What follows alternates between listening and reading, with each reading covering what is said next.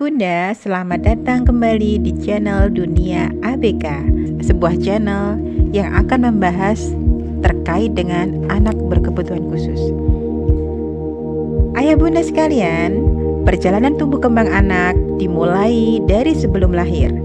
Pada tema kali ini kita akan membahas beberapa penyebab anak mengalami gangguan tumbuh kembang. Pada dasarnya kita bisa melihat penyebab anak mengalami tumbuh kembang dari 3 faktor utama. Yang pertama, ketika anak sebelum lahir atau di dalam kandungan. Yang kedua, proses kelahiran. Dan yang ketiga adalah setelah lahir. Mungkin ayah bunda perlu tahu mengapa kita harus tahu penyebab anak mengalami gangguan tumbuh kembang. Supaya apa? Supaya kita bisa mencegahnya atau melakukan tindakan preventif. Yang kedua, proses penanganan atau menentukan tindakan yang tepat berikutnya. Bukan untuk menyalahkan ya, atau untuk menyesali ya, tetapi cukup untuk dijadikan pelajaran supaya kita tidak terjerumus atau tidak melakukan hal yang sama. Oke, kembali ke bahasan awal. Kita akan mengupas tentang beberapa faktor penyebab anak mengalami masalah dalam tumbuh kembangnya dimulai dari kandungan, dimulai sebelum ia lahir. Nah, ada beberapa faktor yang menyebabkan kenapa anak mengalami masalah selama masih dalam kandungan. Yang pertama, bisa disebabkan karena virus TORS, kepanjangan dari Toxoplasma others. Others itu terdiri dari sifilis, HIV atau AIDS, rubella, dan CMV dan herpes, gitu ya. Namanya disingkat dengan TORS. Yang kedua, bisa jadi ibu mengkonsumsi alkohol ataupun merokok dan juga marijuana. Yang ketiga, bisa juga ibu mengkonsumsi obat-obat tertentu yang membahayakan janin. Yang keempat, ibu hamil mengalami stres berat atau mengalami malnutrisi. Jadi intake makanan untuk ibu hamil sangat kurang. Kebutuhan nutrisi yang dibutuhkan janin dan ibu ketika hamil sangat kurang. Yang kelima adalah trauma, ya, bisa karena kecelakaan. Oke, kita bahas satu-satu yuk. Yang pertama, karena bakteri atau virus. Ibu hamil sebaiknya menjaga kesehatannya dan menghindari hal-hal yang menyebabkan anak lahir cacat.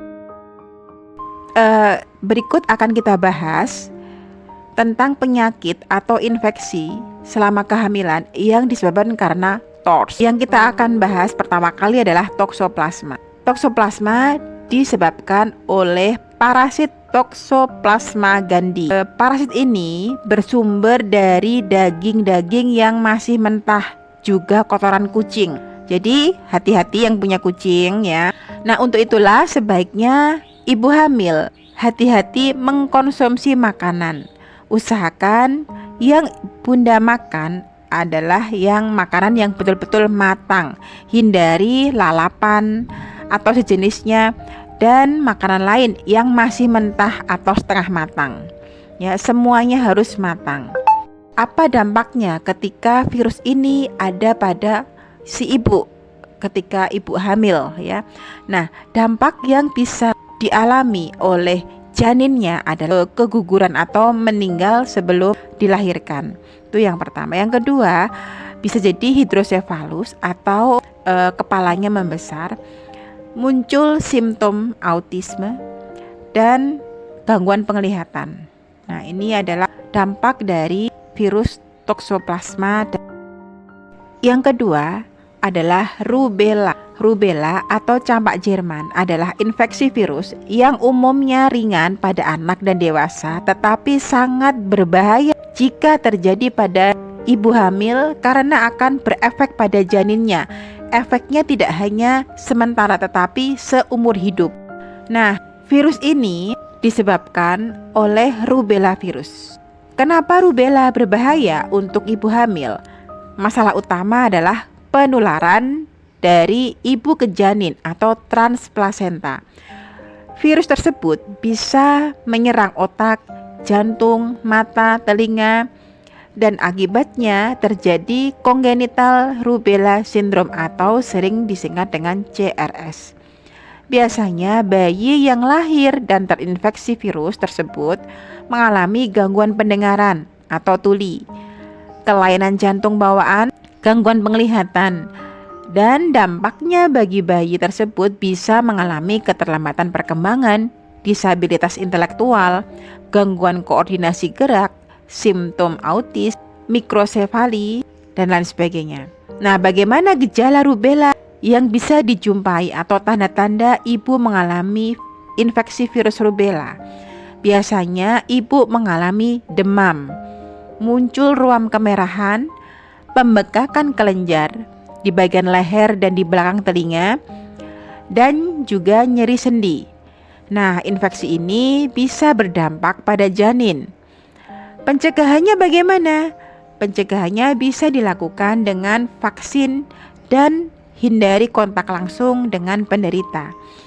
Jika ibu mengalami gejala seperti di atas, sebaiknya segera konsultasikan ke dokter kandungan untuk monitoring janin dan konseling untuk perkembangan berikutnya. Yang ketiga adalah sifilis. Nah, sifilis ini adalah merupakan infeksi menular seksual yang disebabkan oleh bakteri Treponema pallidum. Bakteri dapat menembus plasenta kapan saja selama kehamilan. Resiko pada janin bisa mengalami kematian dalam kandungan, keguguran, kelahiran prematur, dan berat badan lahir rendah atau BBLR. Selain itu, juga bisa menyebabkan kerusakan pada organ janin. Apabila janin terlahir atau bayi lahir terinfeksi sifilis, maka ia akan mengalami berbagai macam gangguan tumbuh kembang. Bisa jadi disabilitas intelektual, gangguan sensori, keterlambatan perkembangan, dan seterusnya. Nah, bahaya kan? Jauhi penyebabnya ya. Biasanya penyebabnya adalah gonta-ganti pasangan, sehingga karena penyakit ini hanya tertular atau bisa menular ketika mengadakan hubungan seksual ya.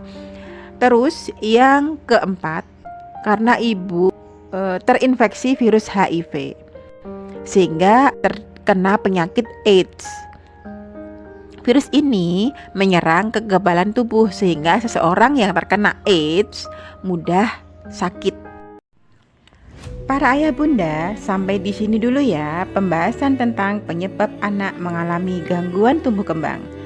Saksikan pada episode berikutnya hanya di channel Dunia ABK, channel yang membahas tentang dunia anak berkebutuhan khusus. See you.